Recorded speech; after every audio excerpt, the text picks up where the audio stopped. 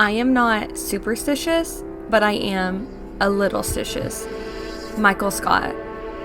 The Conjuring, The Devil Made Me Do It, available on HBO Max, is a 2021 supernatural horror film and is the latest film in the Conjuring series. The opening credits claim that it is based on a true story about Arnie Johnson, the first person in the US to ever use the defense that he was possessed by a demon that made him commit murder. The film amplifies the story for cinematic purposes, and we dive into the accuracy and compare the movie to the real-life case, telling you just exactly how much is based on the true story while also reviewing the overall film. The official synopsis reads that The Conjuring, The Devil Made Me Do It, reveals a chilling story of terror, murder, and unknown evil that shocked even experienced real-life paranormal investigators Ed and Lorraine Warren.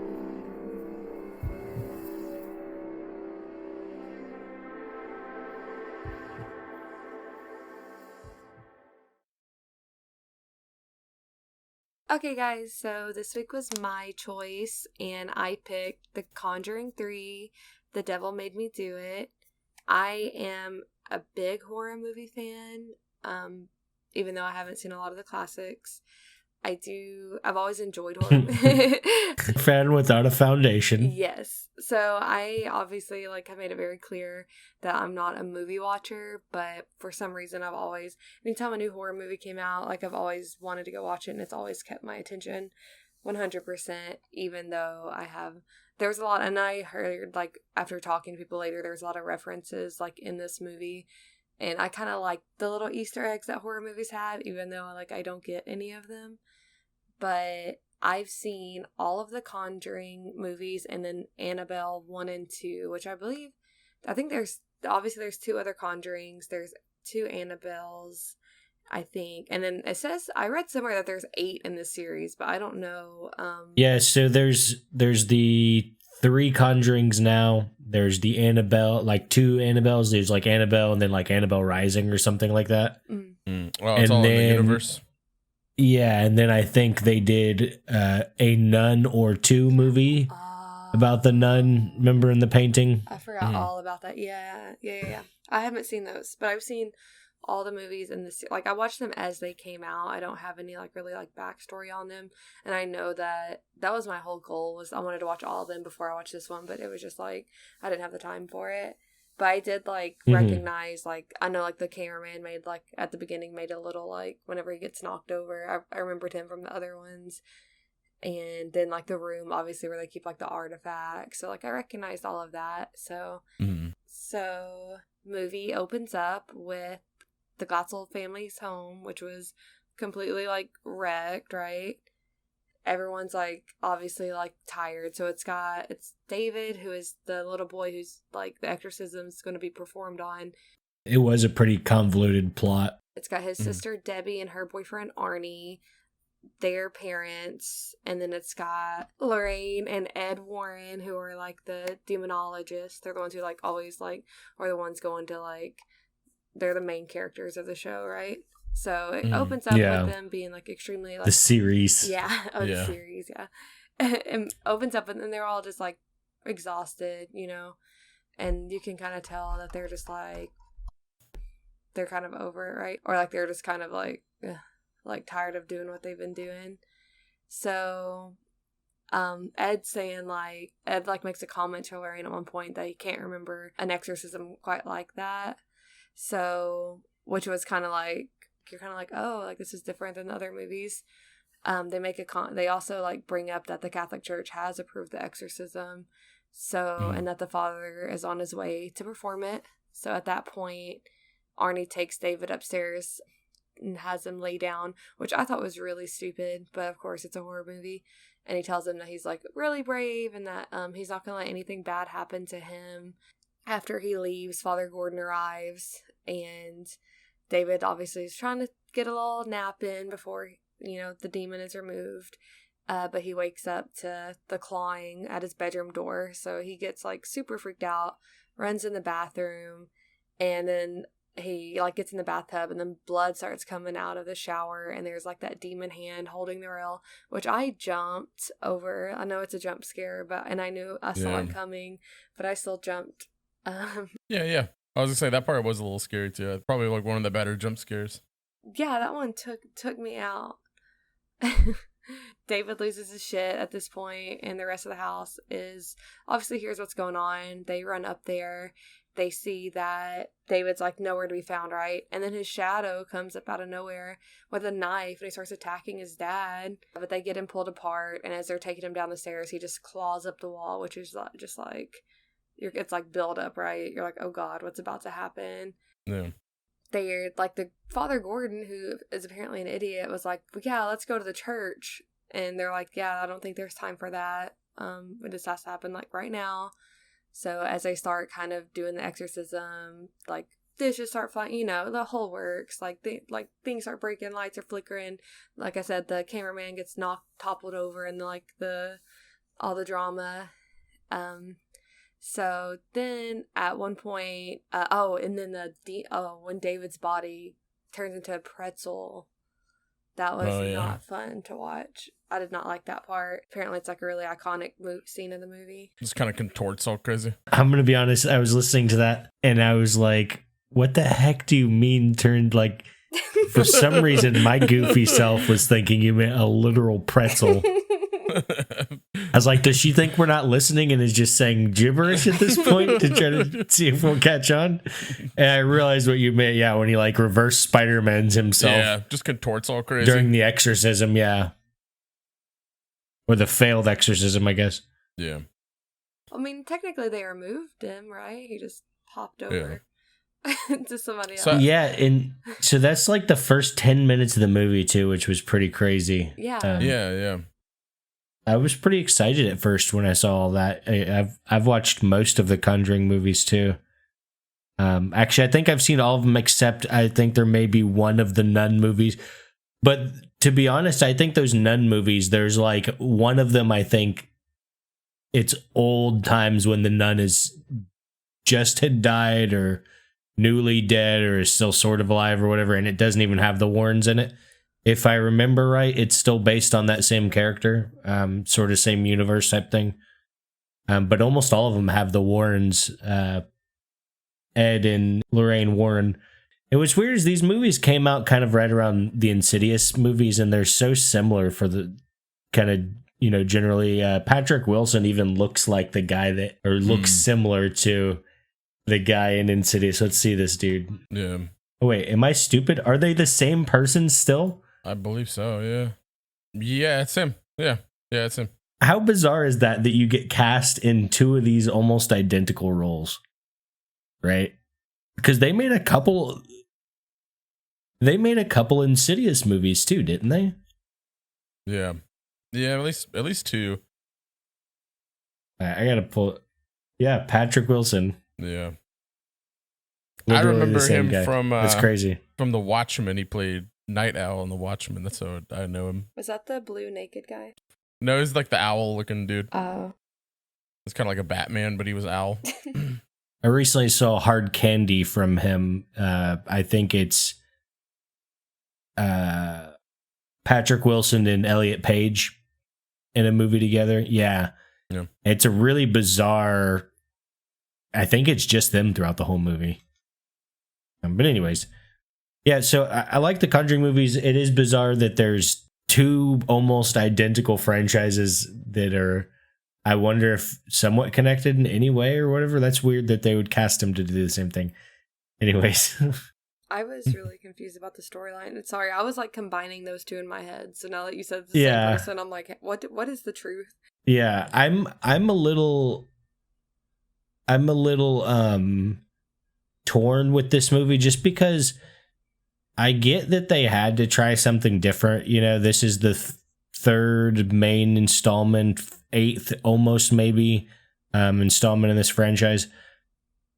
But I feel like the witchcraft angle to me and the whole having a physical villain fell a little flat.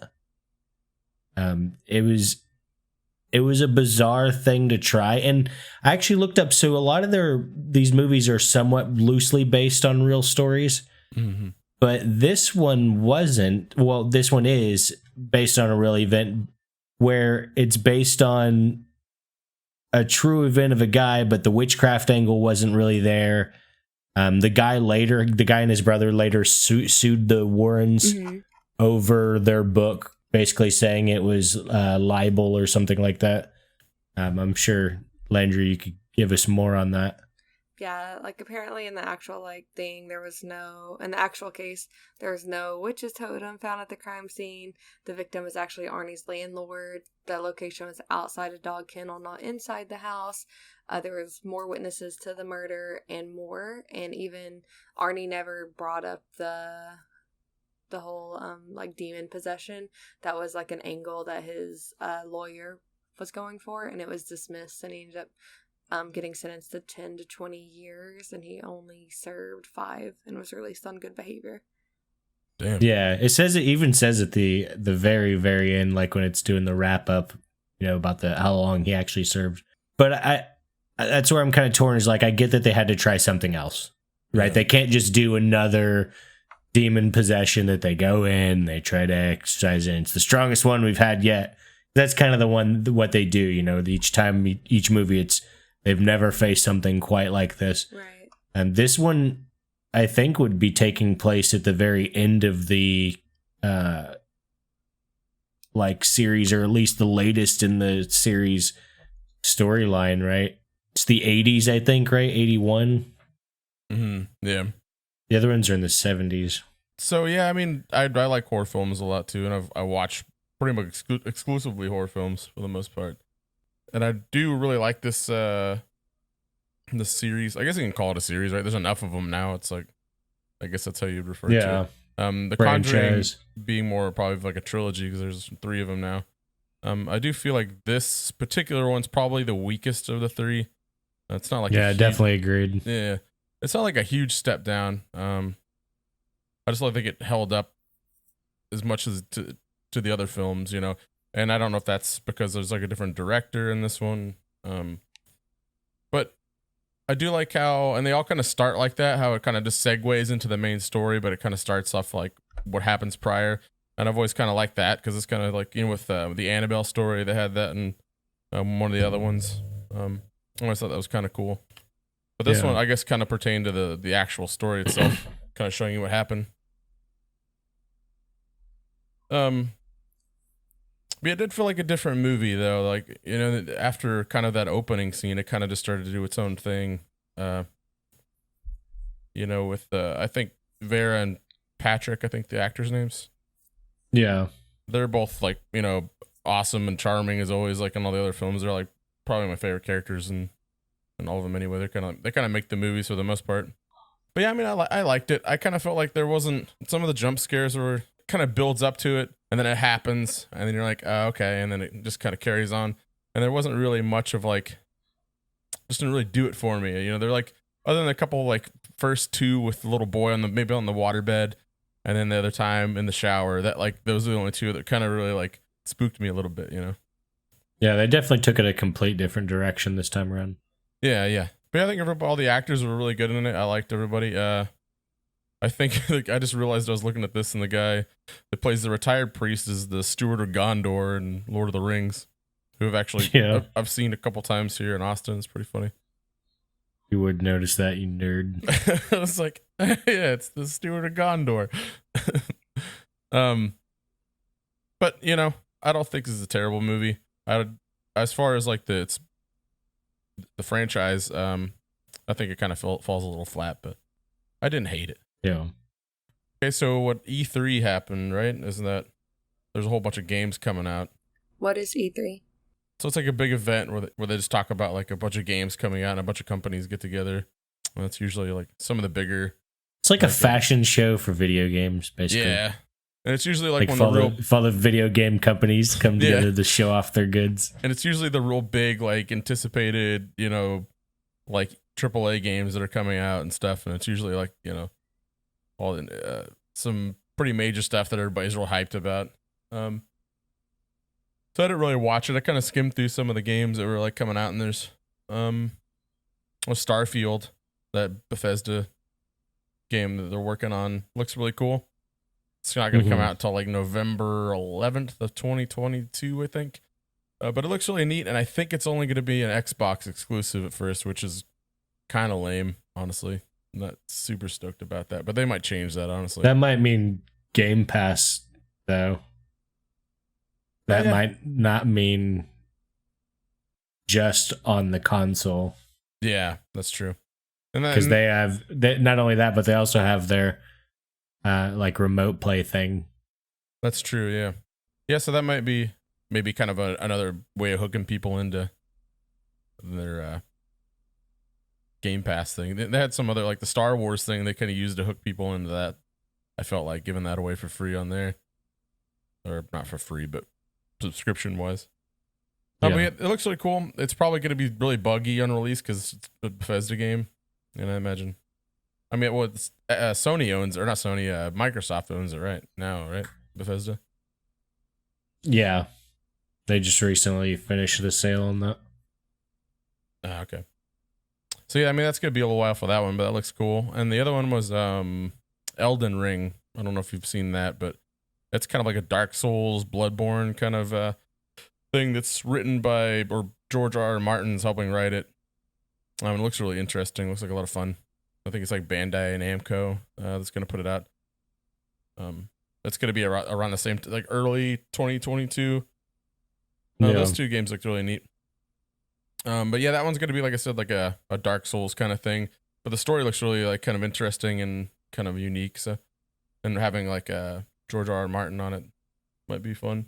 Fully better than the ending of Game of Thrones, but we'll see. Maybe. Did you watch that, Landry? Did you watch Game of Thrones? No, I was gonna read the books first. Yeah, they're not done yet. Yeah. I bet those never get finished, to be honest. And I guess Sony's gonna reinstate Cyberpunk on the old PlayStation store again, but they're already putting like a warning out for PS4 users. Yeah. That's a little bit away. Yeah. But yeah, I think they're doing it in like next month or the end of the month or so. But they're supposed to be like, they've been working on it pretty actively, and they're supposed to like be fixing a lot of problems and stuff. So, I mean, honestly, maybe a couple more years and it might be a really good game, you know? Might give it another go at some point. Yeah. But, you know, it got me thinking about like maybe open world games, or some open world games being like just too big, and maybe that was like a big issue with that one, just maybe just too much. They could have condensed it a little more. It might have helped it out a little bit. You know, because you could have a big map. I think there were a lot of problems wrong with Cyberpunk. Right, yeah, there was. But yeah, just having like a big map with nothing in it doesn't really, do much for anybody. You know, I'd rather have something like smaller with just lots of stuff to do. You know, I guess they're already like saying like PS4 users to like they're gonna have kind of the same problems and stuff. They kind of recommend you to play it on, the newer PlayStation and stuff. Yeah, doesn't really matter for PC users. No, for sure. Let me hit you guys with the question. Philosophical question, if you will. If you go number 2 in your pants, you cleaning out and keeping them underwears, or you throwing them out?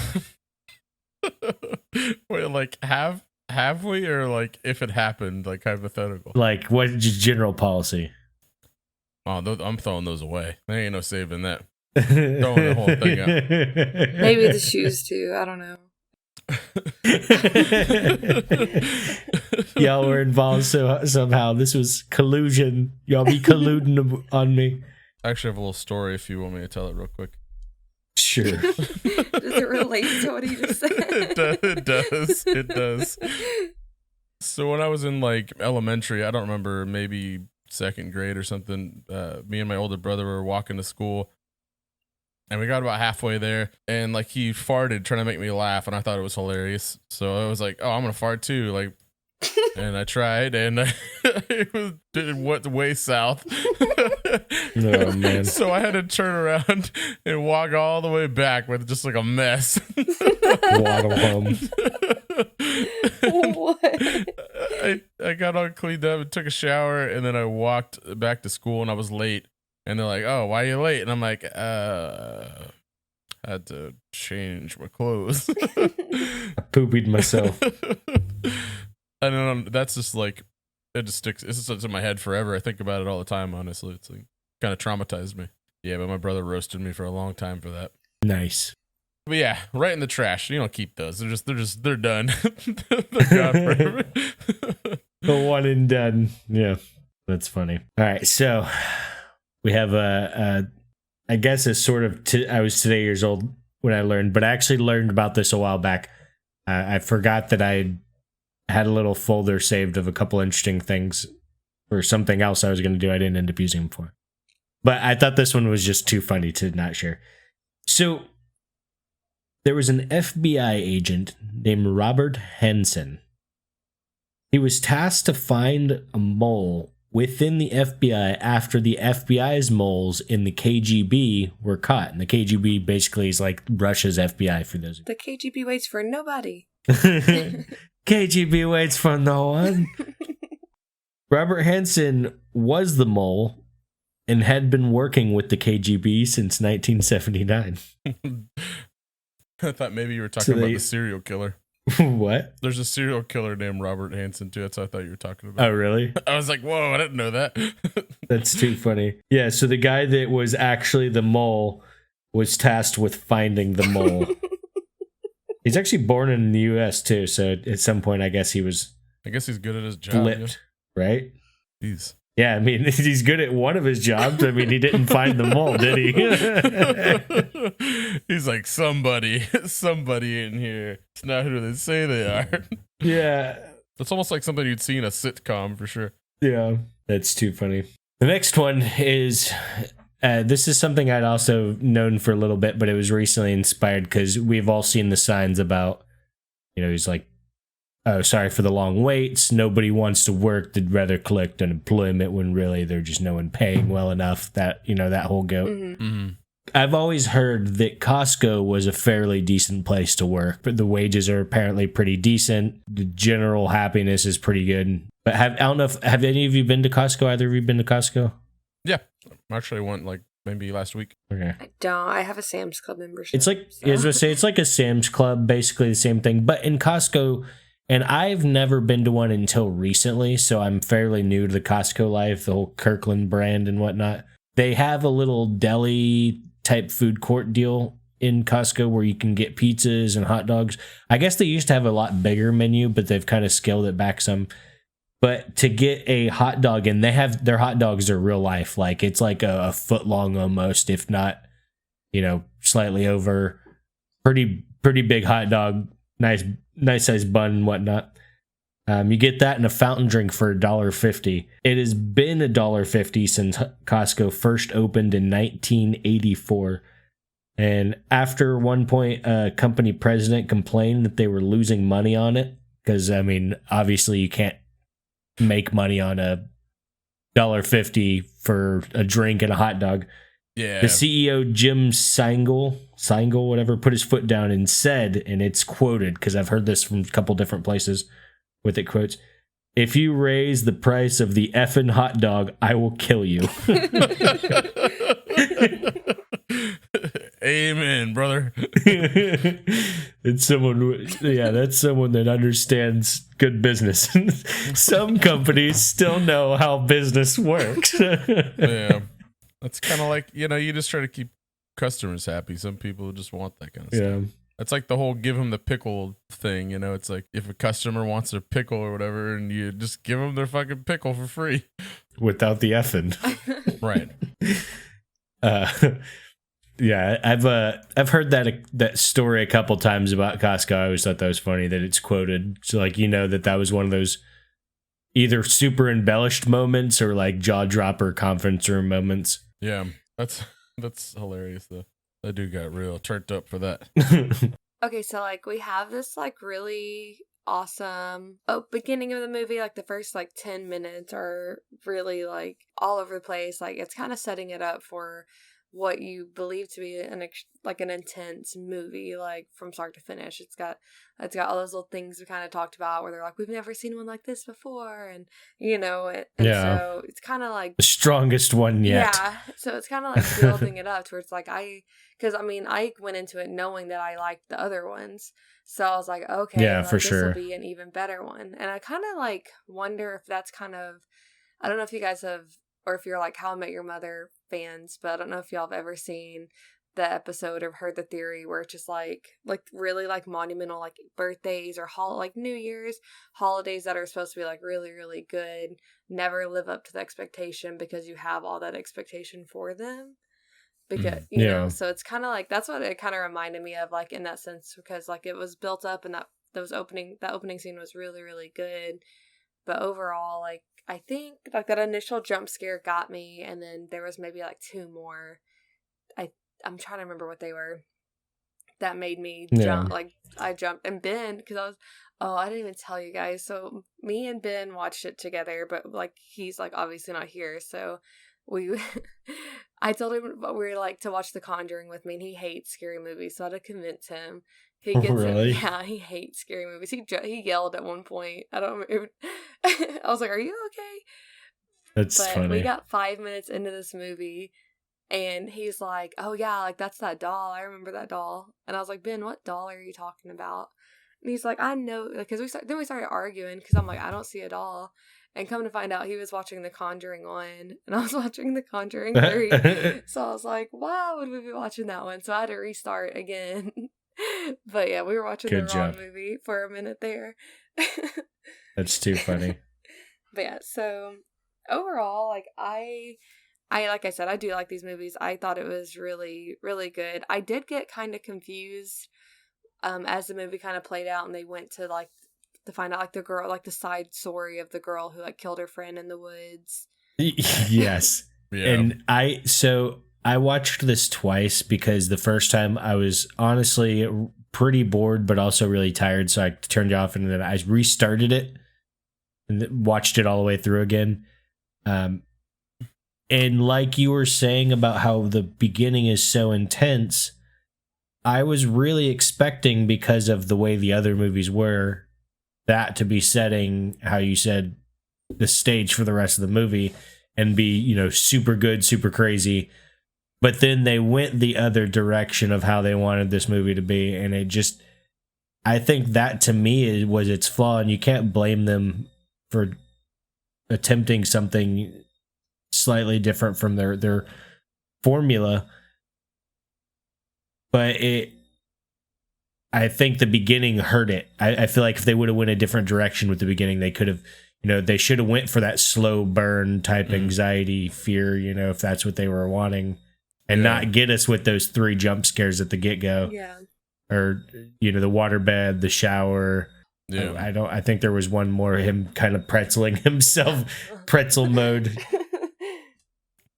Autobots transform and roll out. Yeah, he's doing the frying pan bacon maneuver. Fairly Odd Parents. Quick tangent: when I was a little kid, there was a show on like Adult Swim or something, and it was showing the house of the future, and it showed a frying pan. And, you know, everything's chrome and has buttons and things happen, but the frying pan, I don't know why I remember this. When you fried bacon, it showed the bacon curl up, and you press a button on the frying pan, a little hammer came out and hit the bacon, and it would flatten out. I have no idea why that stuck with me my whole life, but I think about that from time to time. Just get a That came up when I was, yeah, right? Yeah, no, that'd be the simple method. Or the oven. This was a cartoon, Mikey. This isn't like, this wasn't Sky Mall. I think about Smart House all the time. I'm like, what a like. That was right? a lot of. Speaking of Disney movies, Smart House was honestly one of my favorites. But speaking of Disney movies, did you ever watch Johnny Tsunami? Yeah. Oh God. Apparently, I saw a TikTok the other day. Apparently, that's one of the first recorded usages. Is that right? Usages. There we go. Of sheesh at the end. At the end, his grandpa says that to him. Something about catching waves or something. He's like sheesh, and then walks away. That's funny. I forgot about that movie. I did too. There was a lot of really weird Disney movies. Anyways, The Conjuring. Yeah. Okay, so I did get kind of confused by that little side story they had going on, but what confused me even more with that is the fact that ended up connecting to what they were doing. Yeah. it definitely deviated from the whole like possession thing at first, and maybe that's just because of like the real story. Probably wasn't too much more than a court case and then some psych evaluations, and then like the dude gets trialed, for murder or whatever. But Yeah. I feel like it kind of moved away from that a little bit. So there was a couple things that confused me often during the movie. One, I was super confused at who like Arnie was to them. So for some reason I kept thinking that Arnie, his girlfriend, I thought the girlfriend was the Warren's daughter the first time I was watching it, because she appears at one point and they look really similar because they have that young daughter. Yeah. That they really play up in the last movie as doing something, she's has that Home Alone situation with all the artifacts in their house. Mm-hmm. But then they show their daughter for like one scene. And for some reason I kept thinking that Arnie's girlfriend was the daughter. And I was like, why is this little kid like, that was confusing. That weird side story with that. It was like a side quest that happened to be a main quest for some reason. Yeah. And then the other thing that confused me is, since it was it was a witch, like an alive human being doing satanic rituals and curses and whatnot, mm-hmm. How the heck did she pick that little kid, or how did she get to, like, because they never explain like why. Yeah. Like when that starts, like she wasn't even living near them. Yeah. That I could tell. It wasn't like the witch lady. Like, how does one randomly pick a remote person to possess with a demon? Right. And I get that Lorraine had that, Force Awakens two-way vision tunnel with the witch lady. The witch lady. But it didn't. I think the effigy was already under the house before they moved in, right? Because it was under the waterbed, like under the floorboard. No, so the witch was sending those to people. So, because you remember when the witch sees through Lorraine's eyes in the forest, when she's like, "Oh, it works both ways," or whatever she says there. Mm-hmm. She then sends an effigy to the Warrens because the witch knows. What was the witch's name? I don't even remember. Well, I thought when they were moving into that house before any of the demonic stuff starts happening, remember he sees that thing in the waterbed, and they find out they get rid of the waterbed later, and they find out that there's like the water, that stain, and he's like, "That's not water." Is that what it was? The effigy was under the house and right under where the waterbed was. Yeah. I guess I'm just slow or something, because I was like, which is even more confusing, honestly. I mean, because it's like, why was did it the there? witch move from there? Yeah. That's a good point too. They just randomly move in that house, and she's like, "Oh, I guess that's the next victim." It's like that's compounded with the side quest portion with those two girls. Like, how did the witch find those two girls? It just seems like the witch is remotely possessing people almost at random to fit the agenda of the story of the curses. Because from what I gathered, there's the witch that made a deal, or it was the priest's daughter or something, right? Or some dude's daughter in the movie made a deal where she then had to perform a couple rituals for a demon. Yeah. To save her own soul, right? I don't know. It was really confusing, like we said, but anyways, those were the things that confused me. Whenever they go to that, the retired priest house, I don't think that's how you say it. And I don't know if y'all remember, but when they were at the top of the stairs, Kastner. Yeah, and they were like, "I don't want to." She was like, "I don't want to go down there." I was like, "Sus." Because I was like, they have that whole room of artifacts or whatever. I was just gonna say the same thing. And then they kind of played it out. And so then whenever they found out it was a real person, I just knew. I'm not saying that I just knew the whole time, but I did remember that because I was like, that was really a sus scene that I caught on to, where I was like, she's got all this stuff and they've done all these things, but she felt the evil presence and wouldn't go down to that area. There's something there, Yeah, so did he know that his daughter was evil living in the basement? He was aware? Yeah, there was a couple of hypocritical kind of things like that. them being like, oh, we don't want to go down there, even though we have our own evil artifact stuff at home. Like, we're not going to go down into your thing with your evil artifacts. Yeah, it was kind of weird. Well, it's like a bad driver being okay when they drive, but not trusting someone else when they're driving. Yeah. Okay when it's my house, not yours. But overall, I feel like, and that was something I asked whenever the film ended, because like my dad and his girlfriend have watched it. So I was sorry. I was like, yeah, like I told him, I was like, I thought the movie was good. I was like, I guess I missed it where it tied like the Oculus to the boy, like David, and to Arnie. I was like, I don't know how like that happened, and they were like, they never explained that. So I was like, oh, okay, so I'm not just like silly. But I feel like that kind of happened a few times where there were kind of like loose ends, and just I feel like they didn't wrap it up like well enough. Yeah.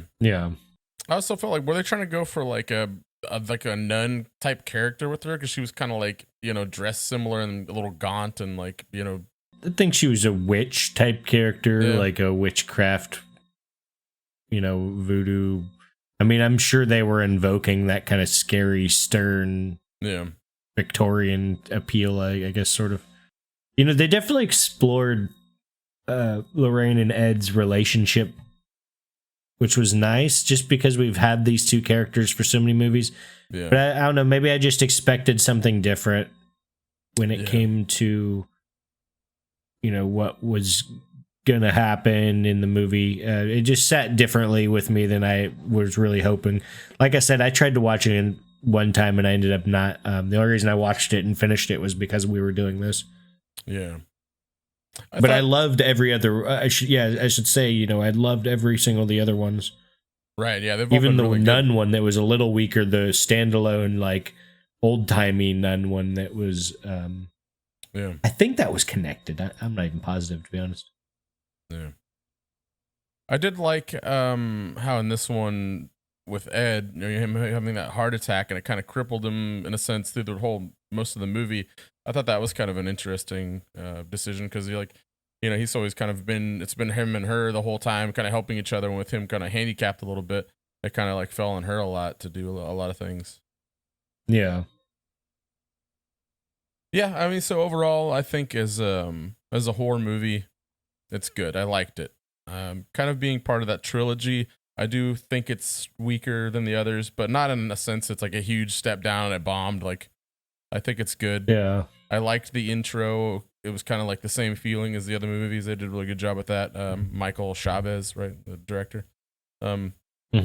He's done some other movies in the style. I think he does pretty much exclusively horror movies. I think I could be wrong about that. And a lot of those jump scares in this, I felt kind of similar to what I've seen from him. I think like La Llorona, it's like another movie he did. It felt like the same kind of build up, and like, the jump scare happens and then it kind of just, fizzles out a little bit. Yeah. But overall, like, I don't think I was disappointed. It did feel like they kind of deviated from like the main story a little bit, which, like I said, maybe it's just because it wasn't all that, I don't know, not too much more to build on it, other than like the guy goes to jail, or that mental institute or whatever it was, right? There was a couple times while I was watching it, I was like, it's almost like the people that are having these experiences is just happening in their heads, because like anytime something would happen, like somebody would come in the room, or that police officer stopped Arnie at that one time when he's walking down the road after he'd stabbed Bruno, right? It kind of just switches off, and it's like, well, maybe it's just in their heads almost, maybe like just that little boy and Arnie, this a couple times you saw them. So yeah, I mean, I guess altogether it's a good movie, and I would recommend it as a Conjuring kind of thing. I think it fits well as a trilogy in there too. So yeah, I would give it a thumbs up. This is probably one of the first times I wish I would have had a little bit of insight going into a movie instead of watching it blind, just because it is a third-ish, and I didn't realize, like you said, this is a different director than the first two of the, like, I guess, main movies. So the Conjuring 1 and 2. James Wan is the other director, yeah. Yeah, and I feel like maybe that had something to do with it. But again, how good would it have been if they would have just pumped out another third, just kind of similar movie? They did a well enough job of doing the first and second being different enough, but still very similar. I kind of wished it was more scary, a little bit more, because that's the kind of horror movie I like. This was more of like not even a slow burn type. It's not like The Witch or Midsummer or Hereditary type slow burn. But it was almost like a lot of build up. It was like, it was almost like edging the movie. Yeah.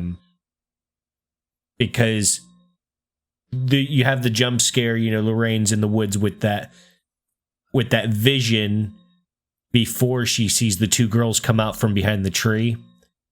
When they're trying to see where the girl's body is, basically Lorraine's helping the police. Mm-hmm. And it's making that creepy creaking noise, and you think something's about to come from the tree, and then it's kind of an anticlimactic, just slight, they come out from behind the tree and they're running. And that is creepy that they just appeared out of nowhere.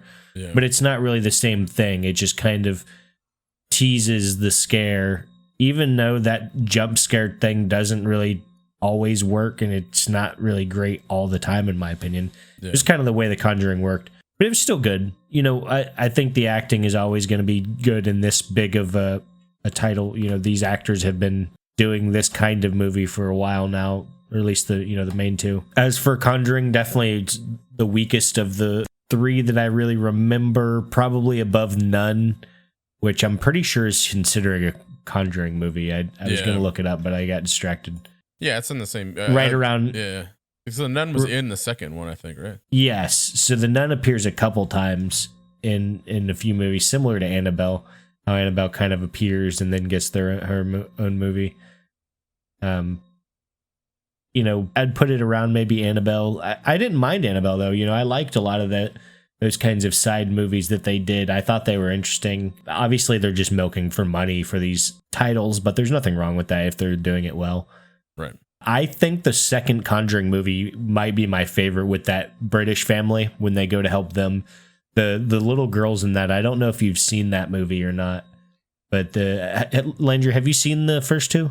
I have. It's just been so long that I can't really Yeah. So I was going to rewatch them like we said earlier, but I didn't get around to it. But I'm going to probably still do that, just because once just kind of rewatching this one and going over it tonight started bringing up some of the memories, and I really like that second one. Those little girls do super good in their roles. It was just so creepy hearing that old man's voice come out of the little girl's mouth. But yeah, I would definitely recommend it. It's definitely not a horror movie, conventional horror movie. I would almost put it more in kind of like an action movie category, even though it is still technically a horror movie. There wasn't a lot of, per se horror. The beginning is the most exciting part of the movie for the most part, right? Like, the rest of it's kind of exciting, but just kind of... Yeah. I don't like I think for me, what really made it not stand out was I don't really like the human antagonist in these kinds of movies. I think it makes it go into a different realm, in my opinion. It's almost like no longer an unstoppable force. Right. Yeah, that's why you don't... Feeling, That's why you don't see that a lot in horror movies. Honestly, you don't usually see that kind of an antagonist. It's usually something like supernatural or something. Yeah, and granted, the lady had made a deal with a demon, and it wasn't even anything demonic besides a demon. And I get, demon works for the devil or whatever, but the title kind of bothered me after I watched it. I was like, I was hoping someone sold their soul to the devil, not like was working with a demon, Yeah. I don't know. I know that's a nitpicky small thing. But anyways. I think that's just a call back to the original case, I think, is what the title is. Fair enough. Real life case, yeah. Yeah. I'm going to say one thumb slightly angled, maybe like a 45 degree, but still up. I really liked it. I think that even though I do have criticisms, and I think that parts of it that could have been better, I did like watching it. I'm definitely going to watch it again whenever I rewatch all of them, because that not only did I want to do it before, but now that I've seen it, I really want to watch 1 and 2. And I like to wait, especially on movies like that, I'll wait until I kind of forget the storyline and kind of, forget kind of what happened for the most part. So that way when I watch, especially when movies that I know have jump scares, that way it's just kind of experiencing it again. Even though obviously when I start watching it, I'll remember it. But I don't like to rewatch them a lot, because that way I still get that same feeling every time I watch it, and I always love it for that. But I did think that this movie had more potential, and it's kind of, I kept like kind of like referencing it as like whenever like your favorite band tries like a new sound, it's kind of like I don't really blame them for it. Yeah. But I don't really I think they good. could have done it a little better, or it just wasn't for me. So, but yeah, no, I did really like it. I would recommend it. And I plan on watching it again. So it's like politely drinking a cup of tea that you appreciate the effort, but not really your flavor. Exactly. Yeah. Right. Not everybody's cup of tea. Thank you guys so much for listening, and we'll catch you for Geek Squawk, Where the geeks talk.